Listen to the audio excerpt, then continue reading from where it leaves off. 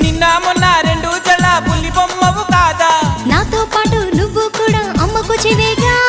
బయట వేసి వేయంగానే వయ్యారం ఎందుకే బామా కొంటి చూపులు ఎక్కువాయి విసమొచ్చినందుక నడుము చిక్కెనే నడక మారెనే ఇంత లోపల ఏమి జరిగనే మొదటిసారిగా ఆడపిల్లను చూసినట్టుగా